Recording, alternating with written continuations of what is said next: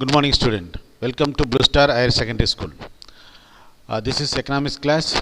I'm going to start the lesson 8. That is Indian economy before and after independence. Respected students, I hope you understand very well about these videos, and also you must know the importance of the videos because no time to explain in person all the concept during the doubt clearance class. So you must take enough time to listening these videos. Okay, my dear students, I will start the lesson. That is chapter 8, Indian economy before and after independence. I hope you know well that is independence. India was in the hands of the British and other countries for a long period. Hopefully said there is no economic activities for India and their land peoples. Before starting the lesson, I want to explain these words given by Tyler Covens. Freedom is never dear at any price. It is the breath of life. What will a man not pay for livings? So, independence is not at least it's not a simple. Freedom is not a simple matter. Freedom is not simply easily available. We need to have or take struggle. Okay, we need to pay for something for enjoying the freedoms. Okay, my dear students. So this is the learning object of the lesson. First one is to understand the experience of India during British rule. Of course, you people are studied well in your 10th standard about the freedom struggle of India. So I think freedom struggle. So important words these are, because we paid a lot for getting these freedoms. Because consuming the freedom we give, that is we lost many things. So freedom not is a simple matter. Okay. Next is to appreciate the effort taken by the government of India after independence. So this is also important objective because immediate the time of independence, India facing lot of problems, especially food problems. There is no food reserve for feeding the peoples. Everywhere famine. So immediately nothing to have in our hands to feed the peoples. So during the time of independence, the existing government was facing lot of problems, especially protection as well as the feeding the peoples. That is matter of food grains. Okay, this is the two main objective of these lessons. Okay, with this I'm going to start the lesson introduction. This chapter discusses the major event that took place in India before and after independence. Of course, this is the lesson, a gifted lesson for you all to know and understand what was happened before and after the independence. Because during independence, India was in the hands of the peoples of British, Portuguese, France, something like that. Okay. India was a colony for a long. India was a, that's why we would like to say India was a colony for long. Colony na உங்களுக்கு தெரியும் உங்களுக்கு, that is we don't have any freedom to think about our rule, our development. Okay. Colonialism refers to a system of political and social relation between two countries, of which one is the ruler and the other is the colony. Okay, இரண்டு நாடுகளுக்கு உட்பட்ட சமூக மற்றும் பொருளாதார அரசியல் ஒரு தொடர்பு. இது பொருளாதாரம் எக்கனாமிக்ஸ் சொல்லலை, பட் இருந்தாலும் கூட இந்த பொலிட்டிக்கல் அண்ட் சோஷியல் ரிலேஷன் பார்த்தீங்கன்னு சொன்னால் it's main thing economics. Economic point of view தான் உங்களுக்கு. ஓகேங்களா? People enter into India not for the ruling our country, not for doing anything changes our social structure, but The ultimate aim is to train our resource to their nations. Okay, the ruling country not only has political control over the colony. Okay, this line give enough explanation to what I was trying to say above, but also determine the economic policies of the country. Of course, economic policies, tax, price, something, everything including in the economic policies. Okay, so அதாவது இந்த colony நாடு என்பது வந்து பார்த்திங்கன்னு சொன்னால் அந்த ஆதிக்க நாட்டின் கையில் இருக்கின்ற அந்த காலனி நாடுகள் சமூக பொருளாதார மற்றும் அரசியல் சார்ந்த ஒரு ஒரு கட்டுப்பாட்டுக்குள்ளே தான் இருந்துச்சுன்னு சொல்லலாம். ஓகேங்களா? Thus, the people living in a colony cannot take independent decision in respect of utilization of the country's resource. புரியுதுங்களா? அப்போ அதாவது தோ the resource are existing in our country, அப்படி தான் சொல்லணும். in our country தான் அவர் ஃபோர் ஃபாதர்ஸ் தான் face பண்ணாங்க அந்த பிரச்சனை இது எல்லாமே. ஓகேங்களா? அப்போ நம்ம நாட்டிலே இருக்கின்ற விளைந்த விளைபொருட்கள், கனிமங்கள், செல்வங்கள் எதையும் நாம் சுதந்திரமாக பயன்படுத்துவதற்கு அனுமதி இல்லை. ஸோ அதனால் அதை அடிமை தேசம் சொல்லக்கூடிய அந்த அளவுக்கு நாம் அந்த அளவுக்கு என்ன பண்ணியிருந்தோம், அந்த ஆதிக்கம், ஏகாதிபத்தியம் சொல்லக்கூடிய அந்த இம்பரலிசம் ஆக்டிவிட்டீஸில் நம்ம வந்து பாதிக்கப்பட்டிருந்தோம். ஸோ அதனால் what the resource we purchase, நம்மகிட்ட இந்த ரிசோர்ஸை வந்து நம்மளே நம்ம பயன்படுத்திக்க முடியாத ஒரு சூழ்நிலை. And important economic activities. So we are that is not in the situation to take any important economic measure to develop or to strengthening our Indian economy. So India had the bitter experience of colonialism. Colony இருந்த நாட்களில் இந்தியாவுக்கு இருந்த அந்த அனுபவங்களை பார்த்திங்கன்னு சொன்னால் உண்மையாலுமே ஒரு மிகப்பெரிய ஒரு பெட்டர் எக்ஸ்பீரியன்ஸ் தான் சொல்லக்கூடிய. ஓகேங்களா? அந்தளவுக்கு ஒரு மோசமான ஒரு சூழ்நிலை நம்ம இந்தியர்கள், நம்ம முன்னோர்கள் சந்திச்சிருக்காங்க. ஓகேங்களா? Okay my dear students, Indian economy during the British, அதாவது இந்திய பொருளாதாரம் பிரிட்டிஷ்காரங்க கையில் இந்தியா இருந்து போகிறது. ஓகேங்களா? சரி, Indian sea routes trade to Europe started only after the arrival of Vasco da Gama in Calicut, India on May 20th, 1498. Of course, Vasco da Gama இந்தியாவுக்குள்ளே எப்போ என்ட்ரானாங்களோ அப்போலேருந்து இந்தியா வந்து ஒரு யூரோப்பியன் அந்த ஒரு அடக்குமுறைக்கு ஆளாகிறதுக்கு காரணமாக சொல்லலாம் நம்ம. ஓகேங்களா? Before that, the Portuguese had traded in Goa as early 1510.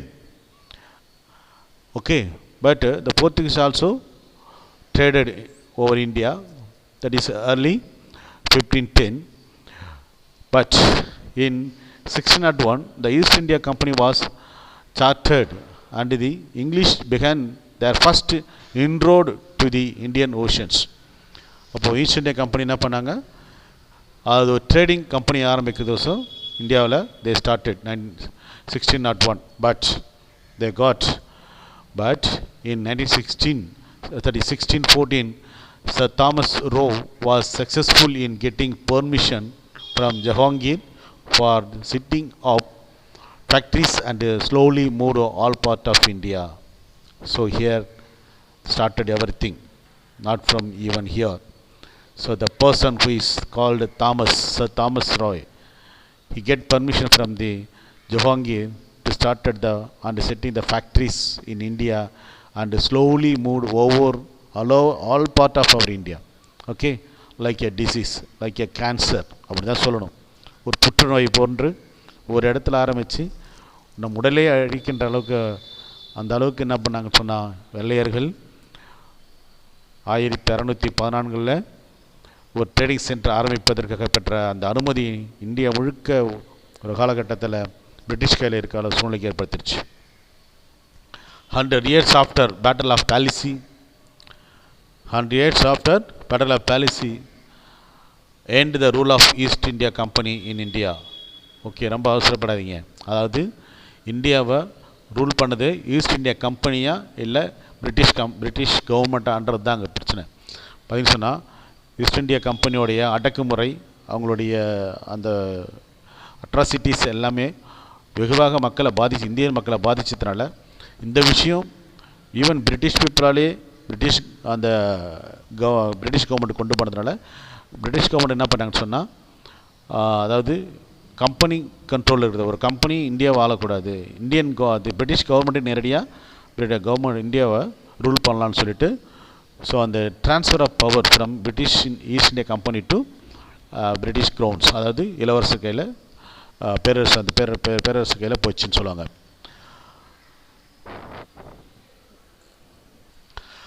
Okay, history of British period பார்த்துச்சுன்னா, during the British period, before the advent of the British, India practically lived in villages. Of course, India பொறுத்தவரை பார்த்திங்கன்னு சொன்னால் completely villages தான் சொல்லலாம். அதான் எப்பவுமே காந்தி என்ன சொல்லுவாங்க, இந்தியா லிவ்ஸ் இன் வில்லேஜ்னு சொல்லுவாங்க. ஸோ அதனால் பார்த்திங்கன்னா thus the economy of village was self sufficient. India வந்து கம்ப்ளீட்டாக ஒரு கிராமப்புற அந்த கட்டமைப்பு அந்த கலாச்சாரத்தை கொண்டு இருந்ததுனால அதனால பார்த்திங்கன்னா வில்லேஜின்னு சொன்னாலே ஒரு செல்ஃப் சஃபிஷியன்ட் ஒரு ஸ்ட்ரக்சர் தான் சொல்லணும். Because villages, people involving in agricultural activities or any production activities for their self consumption alone, not for trading, because they are earning or cultivating just enough for their life. Okay, but under the British rule only industries were allowed to develop. But after the பிரிட்டிஷ்காரங்க இந்தியாவுக்குள்ள வந்ததுக்கு அப்புறம் taken the step, பிரிட்டிஷ்காரங்க எடுத்த step எல்லாமே பார்த்தீங்கன்னு சொன்னால் வில்லேஜஸில், அதாவது இந்தியாவோட development nothing but villages development எதுவுமே பேசாமல் இண்டஸ்ட்ரியல் சொல்லலாம். இண்டஸ்ட்ரியல்ஸ்னால் ப்ரொடக்ஷன் செக்டர்ஸ், அங்கே அக்ரிகல்ச்சர் ஆக்டிவிட்டிஸ் கிடையாது. Maybe agriculture activities raw material எடுத்து அதை இண்டஸ்ட்ரீஸ் பண்ணுவாங்க. Cotton textile industries, iron industrial industries, ship யார்ட்னு சொல்லக்கூடிய விஷயங்கள், காட்டன், ஜூட்டு, இந்த மாதிரி. அப்புறம் மைனிங்ஸ் நிறையா எடுத்தாங்க. நிறைய ரா மெட்டீரியலாகவே எடுத்து அவங்க they ship to the British to feed the industrial development was happen in British டைமில். அந்த டைமில் பிரிட்டிஷில் ஏற்பட்ட தொழில் வளர்ச்சிக்கு தேவையான ரா மெட்டீரியலை இந்தியாவில் கொண்டு போகிறதுக்கான ஒரு மார்க்கெட்டாக தான் இந்தியாவை என்ன பண்ணாங்க அவங்க வச்சுட்டு இருந்தாங்க. So these economic and organisations change brought down the economic contribution of Indians. அது பிரிட்டிஷ்காரனுடைய இந்த அக்ரிகல்ச்சர் பக்கம் அதிகமான கவனம் செலுத்தாததுனால, இண்டஸ்ட்ரீஸை ஆரம்பிக்கணுன்ற பெரிய நோக்கத்து இருந்ததுனால இந்தியாவுடைய அந்த அந்த அக்ரிகல்ச்சருடைய கான்ட்ரிபியூஷன் இந்திய வளர்ச்சிக்கு இல்லாமலே போயிடுச்சு. All the problems are chiefly related with health, housing, child and women welfare and labours. So பிரிட்டிஷ்காரங்க அவங்களுடைய நடவடிக்கைகள் எல்லாமே பார்த்தீங்கன்னு சொன்னால் நம்மளுடைய மக்களுடைய எல்லா விதமான உதாரணம் பார்த்தோன்னா ஸ்டடீஸ் ஹெல்த் ரீதியாகவும், ஸோ போதுமான ஷெல்டர் வசதி இல்லாமலும், விமன் அண்ட் சில்ட்ரன் ரொம்ப சிவியராக அஃபெக்ட் பண்ணாங்க. Welfare of labourers are treated as a slaves. இந்த மாதிரி நிறைய விஷயங்கள் நம்ம சொல்லிட்டே போகலாம். நெக்ஸ்ட் பார்த்தீங்கன்னா recognisation, there is no recognisation for Indian peoples and labours. There are more crimes are happened and social discriminations, social and disorganizations are happened. Due to these problems, the need for organized social work was realized. So society பார்த்தீங்கன்னு சொன்னால் ஒரு குறிப்பிட்ட frame work இல்லாததுனால everyone expecting the organized manner of the society. So the answer is from the Battle of Plassey. So after the Battle of Plassey, it bring the end for the rule of East India Company in India. So what happened? So nothing happened. Just the India was transferred like a pot transferring from one hand to other hands. In 1858, British Parliament passed a law through which the power for governance of India was transferred from East India Company to the British Crown. அப்படின்னா east India கம்பெனிலிருந்து இந்தியாவுடைய அந்த administration வந்து நேரடியாக British இளவரசருடைய மேற்பார்வைக்கு கொண்டு செல்லப்பட்டதுன்னு சொல்கிறாங்க. Even now we are colony, அதாவது அடிமை தேசம் சொல்லலாம். ஓகேங்களா? Good. Okay. In 1958, British Parliament passed the law through which the government, that is the power of governance of India, was transferred from East India to the British Crown. Even the transfer of power from the East India Company to the British Crown did not materially, that is later, alter the situations. Of course, do you understand? I hope you understand this word, materially alter. So nothing change. The only the power of the rule, the hands of the power alone change, but there is no benefit for peoples. இந்திய மக்களுக்கு போதுமான வசதி என்பது வந்து பெருசாக நடந்தில்லை. Just அந்த administration power மட்டும் தான் ட்ரான்ஸ்ஃபர் ஆகிருக்கு. British had exploited India over a period of 2 centuries of its colonies rule. புரியுங்களா? கிட்டத்தட்ட இந்தியா வந்து 2 centuries வந்து என்ன பண்ணியிருக்காங்க, நம்மளுடைய நாட்டை வந்து அவங்க என்ன பண்ணியிருக்காங்க, லூட் பண்ணியிருக்காங்க. நம்ம நாட்டை சுரண்டி எடுத்து போயிட்டுருக்குறாங்க. ஓகேங்களா? நம்மளை சுரண்டி எக்ஸ்ப்ளாய்ட் பண்ணியிருக்காங்க. நம்ம வளங்களை சுரண்டி இருக்காங்க, மனித வளங்களை சுரண்டி இருக்காங்க, இயற்கை வளங்களை சுரண்டி இருக்காங்க. ஓகேங்களா? So on the basis of the form of colonial exploitations, economic historian have divided the whole period into 3 phases. இந்தியாவில் நடந்த மிகப்பெரிய அந்த சுரண்டலை ஸோ என்ன சொன்ன வரலாற்று பொருளாதாரர்கள் என்ன சொல்லியிருக்காங்கன்னு சொன்னால் 3 பிரிவாக பிரிச்சிருக்காங்க. ஒன்று பார்த்தீங்கன்னு சொன்னால் the period of merchant capital, the period of industrial capital, the period of finance capitals. These are the period. They are explaining in 3 heads about this exploitation of our country. Okay, my dear students, I request you to listen this video very carefully and also don't allow to divert your concentrations, because this is not only a lesson, this is a documentation of our forefathers, how far they are fighting to get the freedom, how far they are face the problems of British. Okay, that is, you must to open your eyes to see their sacrifice. Okay, how far they are severely affected, okay, while in the hands of the British peoples. So that is the period of merchant capitals. Next topic is the period of merchant capital. So this is the period of merchant capital was from 1757 to 1813. The only aim of the East India Company was to earn profit by establishing monopoly trade in the goods with India and the East Indias. புரியுதுங்களா உங்களுக்கு? அதாவது east India கம்பெனியோட முதல் நோக்கமே அவங்களுக்கு தேவை லாபத்தாடின்றதுக்காக தான். இந்தியாவில் மேற்கொள்ளப்படுகின்ற எல்லா ரோடு போட்டாங்கன்னு சொல்லலாம், பிரிட்ஜு கட்டினாங்கன்னு சொல்கிறான், நிறைய விஷயங்கள் செஞ்சாங்க. பட் அதை தன்னுடைய டெவலப்மெண்ட் ஆக்டிவிட்டீஸ் காரணமே தட் இஸ் மோனோபொலி. அவங்களை தவிர வேறு யாரும் செய்யக்கூடாது. ஸோ அதுக்கு நோக்கம் பார்த்தீங்கன்னு சொன்னால் to earn more profit to drain our wealth to East India. Okay, that is to India, to the British. During this period, that is a merchant capital period, India has been considered as the best hunting ground for capital by the East India Company to develop industrial capitalism in British. புரியுதுங்களா? அது hunting place. India treated as a hunting place, that is raw material hunting place. British நடக்கிற அந்த industrial டெவலப்மெண்ட்டுக்கு தேவையான ரா மெட்டீரியலை கொடுக்கக்கூடிய அதாவது ரா மெட்டீரியலை கொடுக்கக்கூடிய கூட இல்லை, ஹண்ட்னா வேட்டையாடி கொண்டு செல்லக்கூடிய ஒரு இடமாக தான் நம்ம இந்தியாவை பயன்படுத்தினாங்க பிரிட்டிஷ்காரங்க சொல்கிறாங்க. when Bengal and South India came under political shake of the East Indian Company in 1750 and 1760s, the objective of monopoly trade was fulfilled. ஓகேங்களா? அது பெங்காலும் சவுத் இந்தியா எப்போ வந்து அந்த பொலிட்டிக்கல் மாற்றம் ஏற்பட்டுச்சோ அந்த ஈஸ்ட் இந்தியா கம்பெனிக்கும் they have more power to accumulate to exploiting our resources, okay, to train our resources to British. But all the officers of the company were unscrupulous, that is immoral, dishonest. அது east India கம்பெனியில் work பண்ண அந்த officers இருக்கிறாங்க இல்லையா, அவங்கெல்லாம் கொஞ்சம் கூட ஈவு இறக்கம் இல்லாமல் அதே நேரத்தில் வந்து ரொம்ப கரப்டாக நடந்துட்டாங்க. ஸோ அதனால் we face lot of problems. That is, we lost our freedom, we lost our properties, we lost our things, everything. Okay, my dear students, next is the period of industrial capital. So the period is that is 1813 to 1858.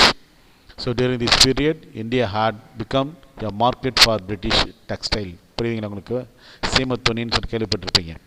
அது இந்தியாவிலேருந்து கொண்டுட்டு போன ரா மெட்டீரியலை வைத்து உற்பத்தி செய்யப்பட்ட textile, அந்த ஒரு துணி வகைகளை இந்தியாவில் விற்கணும். இந்தியாவில் ஒரு வியாபார தளமாக ஒரு மார்க்கெட்டாக தான் இந்தியாவை என்ன பண்ணாங்க பிரிட்டிஷ்காரங்க பயன்படுத்தினாங்க. ஓகே, ஸோ நெக்ஸ்ட் பாருங்கள், India's raw material were exported to England at low price. நல்லா பார்த்திங்கன்னா இப்போது that is the Indian raw materials were exported to England at low price and imported finished textile commodities to India at a high price. In this way Indians were exploited. அது அந்த துணியை உற்பத்தி செய்வதற்கு தேவையான raw material பஞ்சு அந்த விஷயங்களை நம்ம என்ன பண்ணோம், நாட்டிலிருந்து குறைந்த விலைக்கு வாங்கிட்டு போயிட்டு அதை துணியாக காட்டனாக அதாவது டெக்ஸ்டைல் இண்டஸ்ட்ரியில் கொடுத்து துணியாக மாற்றி இந்தியர்களுக்கு கையில் அதிக விலைக்கு விற்றாங்கன்னு சொல்கிறாங்க. ஸோ ரெண்டு சைடும் பார்த்திங்க சொன்னால் எக்ஸ்பெக்டேஷன் இந்தியர்கள் அவங்க வந்து மிகப்பெரிய சுரண்டலுக்கு உள்ளாகி இருக்காங்க இந்தியர்கள் அப்படின்றது நமக்கு தெளிவாக இங்கே புரியுது. Okay dear students, know the value of the Indians. Okay, India's traditional that is handicraft were thrown out of gear. So இப்போ இங்கே ஒரு விஷயம் சொல்ல வராங்க, என்னென்னு சொன்னால் இந்தியாவில் பார்த்திங்க சொன்னால் ஸோ அந்த ஹேண்ட்லூமிங் சொல்லக்கூடிய கைத்தறி தொழில்களை வந்து பார்த்திங்க சொன்னால் கைத்தறி தொழில்கள் அவங்க வெள்ளைக்காரர்களுடைய அந்த எஃப்கோர்ஸ் வெள்ளைக்காரன்னு பயன்படுத்துகிற அந்த வார்த்தையை நினைக்கிறேன் உங்களுக்கு ஈஸியாக புரிஞ்சுக்கிறதுக்கு. பிரிட்டிஷ் பீப்புளுடைய அந்த டெக்ஸ்டைல் இயந்திரத்தை மூலமாக உற்பத்தி செய்ய கொண்டு வரப்பட்ட அந்த வியாபாரத்தோடு போட்டி பெற முடியல. சரிங்களா, அவங்க பல்காக நிறைய பொருள் விற்கிறாங்க. நம்மளால் நம்ம கைத்தறி நெசவர்களால் அவங்களோட துணியோட போட்டி போட முடியல. ஸோ அதனால் காலப்போக்கில் மெல்ல அந்த கைத்தறி அப்படின்ற விஷயமே இந்தியாவை விட்டு கம்ப்ளீட்டாக போயிடுச்சு அப்படின்னு சொல்கிறாங்க. Okay, that is the industrial capital period. Next is that is period of finance capital. Period of finance capitals. The third phase was the period of finance capital, starting from the closing years of the 19th century and continuing till independence. அது 19ஆம் நூற்றாண்டின் கடைசியிலிருந்து அதே நேரத்தில் இந்திய சுதந்திரம் பெறும் வரைக்கும் இருந்த ஒரு விஷயம் தான் ஃபினான்ஸ் கேபிட்டல் சொல்கிறது, பீரியட் ஆஃப் ஃபினான்ஸ் கேபிட்டல் அப்படின்னு சொல்கிறது. So this is the third phase சொல்கிறாங்க. இதை அப்போ டூரிங் திஸ் பீரியட் ஃபினான்ஸ் இம்பரலிசம்னா ஃபினான்ஸ் இம்பரலிசம்னா பார்த்தீங்கன்னா ஏகாதிபத்தியம் சொல்லுவாங்க இல்லையா, ஃபினான்ஸ் நிதி ஏகாதிபத்தியம் சொல்லுவாங்க. Began to entrench okay itself through the managing agency form, export import form, exchange banks and some exports of capitals. எல்லாமே பார்த்தீங்கன்னு சொன்னால் so we need to discuss over these years. That is during this period, that is especially the finance capital. The third phase was the period of the financial capital starting from the closing year of the 19th century and till this is continued till the independence to the and during this period finance imperialism began to entrench itself through the managing agency firm and export import firms, exchange banks and some export of capitals சொல்றாங்க. ஓகேங்களா, that is British decided to make massive investment in various field. that is இந்தியாவை பொறுத்த வரைக்கும் பார்த்தீங்கன்னு சொன்னால் அது இந்தியாவில் வளர்ச்சி திட்டங்களுக்கு தேவையான அத்தனை நிதி கொடுத்து உதவக்கூடிய ஒரு விஷயம் கொண்டு வந்தாங்க. பட் இருந்தாலும் கூட எல்லாமே அவங்க தான். ஸோ மேனேஜிங் ஏஜென்சியாக இருக்கட்டும், ஸோ நிறுவனங்கள் எக்ஸ்போர்ட் நிறுவனங்களாக இருக்கட்டும், இம்போர்ட் நிறுவனங்களாக இருக்கட்டும், ஸோ பேங்கிங் செக்டர்ஸாக இருக்கட்டும், எக்ஸ்போர்ட் பண்ணுற ஒரு விஷயம் கேபிட்டல் எக்ஸ்போர்ட் பண்ணுற விஷயங்களாக இருக்கட்டும், whatever thing under their managing their financing. And also British decided to make massive investment in various field. பிரிட்டிஷ்கார் என்ன பண்ணாங்க, இந்தியாவில் பல்வேறுபட்ட திட்டங்கள் மூலமாக என்ன பண்ணாங்க, இன்வெஸ்ட் பண்ணாங்க. Especially rail road, that is road, postal system, irrigation, European banking system and limited field of education extra. ஓகேங்களா, in India by that is plundering Indians capitals. என்ன பண்ணாங்கன்னு சொன்னால் ஸோ இந்தியாவில் இருக்கின்ற மூலதனங்களை சுரண்டி எடுத்து போவதற்கு அவங்க என்ன பண்ணாங்க, இந்தியாவில் பல்வேறுபட்ட பொருளாதார வளர்ச்சி அது கட்டமைப்பு வசதி கேபிட்டல் சொல்லக்கூடிய அந்த கட்டமைப்பு வசதி இன்ஃப்ராஸ்ட்ரக்சர் டெவலப்மெண்ட் கொண்டு வந்தாங்க. அவற்று மூலிமா நம் நாட்டில் இருந்த பல்வேறு வளங்களையும் வந்து அதிகமான டேக்ஸு ப்ரைஸ்ன்னு சொல்லிட்டு நம்ம மக்கள்லேருந்து நிறைய என்ன பண்ணாங்கன்னு சொன்னால் அவங்க சுரண்டி போவது வழிவகை செஞ்சது. Okay, that is a railway construction policy of the British led to unimaginable as well as uneconomic புரியுங்களா? அதாவது ரயில்வே கன்ஸ்ட்ரக்ஷன் அந்த பாலிசி ஆஃப் இந்தியாவில் வந்து பிரிட்டிஷ்காரன் கொண்டு வந்த விஷயம் பார்த்தீங்கன்னா அதாவது அன்இமேஜினபிள். ஸோ நினச்சி பார்க்க முடியாத அளவுக்கு ஒரு பெரிய எக்ஸ்ப்ளாய்டேஷன் நடந்திருக்காங்க. And also uneconomic. The poor Indian taxpayers had to compelled. So அவங்க அந்த டெவலப்மெண்ட் ஆக்டிவிட்டிஸ் பண்ணணுன்றதுக்காக மக்கள் என்ன பண்ணாங்க, மக்கள் மீது அதிகமான வரியை போட்டு திணிச்சாங்க, அதிக வரியை திணிச்சாங்கன்னு சொல்லலாம். The poor Indians taxpayers had been compelled to finance for the construction of railways. இப்போ என்ன பண்ணணும், அந்த ரயில்வே போடுறதுக்கு மக்களுக்கு தான் போடுறோம், மக்கள் டெவலப்மெண்ட் ஆக்ட்னு சொல்லிட்டு என்ன பண்ணாங்க, நம்ம இந்தியர்களை, ஏழை இந்தியர்களை, அஃப்கோர்ஸ் அவங்களுடைய ஏற்கனவே வந்து ஹேண்டிகேப்ட் போயிடுச்சு, அக்ரிகல்ச்சர் டெவலப்மெண்ட் இல்லை, கைவினைப் பொருட்கள் எதுவுமே இல்லை. இந்த நேரத்தில் ஆல்ரெடி எக்கனாமிக்கலி ரொம்ப சஃபராக இருந்த மக்களை அதிகமான வரி அப்படின்னு விஷயம் போட்டு என்ன பண்ணாங்கன்னு சொன்னால் நம்மளை வந்து ரொம்ப ஒரு அடக்குமுறை கொண்டு வந்தாங்க. And also the political power was handed over to the British government by the East India company in 1958. அந்த டைமில் தான் என்ன பண்ணணும்னு சொன்னாங்க, பிரிட்டிஷ் அப்போ நடந்த பிரச்சனைகளில் அந்த ஈஸ்ட் இந்தியா கம்பெனி கையிலிருந்து இந்தியாவுடைய அட்மினிஸ்ட்ரேஷன் வந்து பார்த்தீங்கன்னாச்சுன்னா பிரிட்டிஷ் கவர்மெண்ட்டுக்கு டைரெக்டாக போயிடுச்சு. ஓகேங்களா? பட் இருந்தாலும் கூட there is no any change. Okay my dear students, with it I trying to stop this video. I was covered a wonderful topic, so I feel enough for this video and I continue the lesson from the next video. Have a nice time. Take care. You people are requested to listen the videos very carefully. While you listening the video, please have a book in your hand. Thank you.